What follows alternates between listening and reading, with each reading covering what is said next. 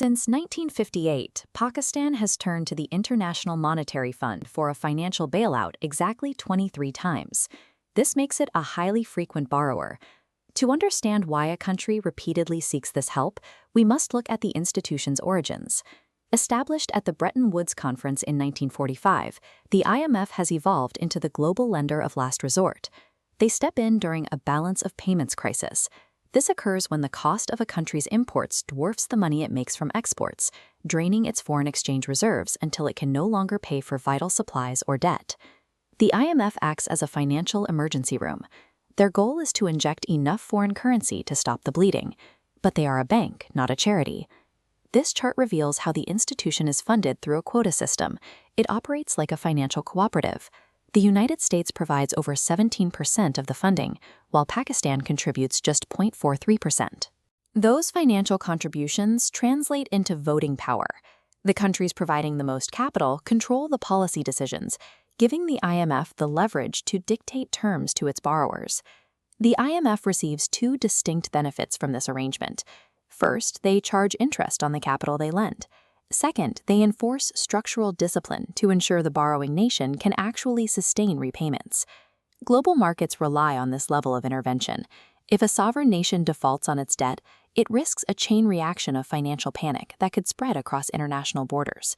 These bailouts are rigid financial contracts designed to protect the global financial system by requiring the borrowing nation to change its economic behavior. Pakistan's history as a prolonged user of these contracts spans nearly its entire existence, beginning in the late 1950s. A dense cluster of loans occurs during the political turmoil of the 1990s, a period of massive debt and rapid leadership turnover. Subsequent spikes track perfectly with external shocks: the 2008 financial crisis, the 2020 pandemic, and intense negotiations in 2023 and 2024. Successive governments utilized these loans to survive immediate political or economic shocks, which allowed them to defer difficult structural reforms. A 60-year timeline of bailouts proves that these loans are only suppressing the symptoms. The deeply ingrained economic disease remains untreated. This bar chart illustrates the mathematical imbalance at the center of the crisis. In fiscal year 2022, Pakistan imported $84.1 billion of goods, while exporting only $39.4 billion. That is a $44.7 billion gap that has to be covered by external borrowing. The primary culprit behind this trade deficit is an energy policy built around imported fuel.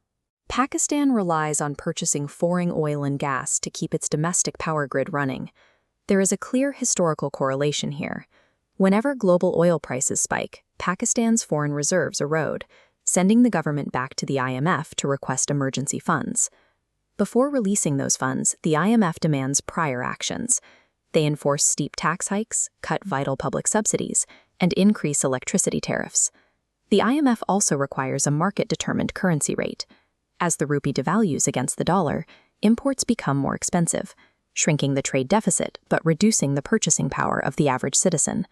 This medicine mathematically forces fiscal discipline onto the state ledger, but it carries a high cost for the public. In early 2023, following subsidy cuts and devaluation, inflation in Pakistan spiked to over 31%. Breaking the IMF cycle requires addressing a domestic economy that is leaking revenue through several structural gaps. One major gap is the narrow tax base. A modern state cannot effectively fund its own development when its tax-to-GDP ratio stays at roughly 10%. Then there is the circular debt in the power sector. A chain of unpaid subsidies, transmission losses, and delayed payments allowed this debt to balloon to 2.25 trillion rupees by 2022. Compounding the problem, elite rent-seeking and loss-making state-owned enterprises drain the capital the government manages to collect. As long as domestic elites evade taxes and state enterprises lose trash, external bailout money will continue to pour through a broken system. Other frequent users of the IMF have broken this cycle by addressing their internal structural flaws. Turkey built its escape route by privatizing state enterprises and investing in local energy resources, which reduced their reliance on expensive imported fuel. Indonesia recovered by decentralizing spending and shifting their debt profile away from short-term foreign dollars and into local currency bonds. The path taken by the Asian tigers involved a total transition from importing finished goods to high-volume export-led industrialization. For Pakistan to follow suit, the domestic prescriptions are clear.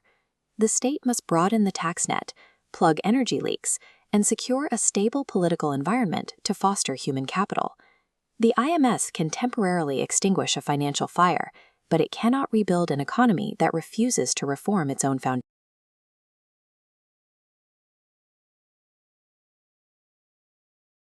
Cannot rebuild an economy that refuses to reform its own financial fire, but it cannot rebuild an economy that refuses to reform its own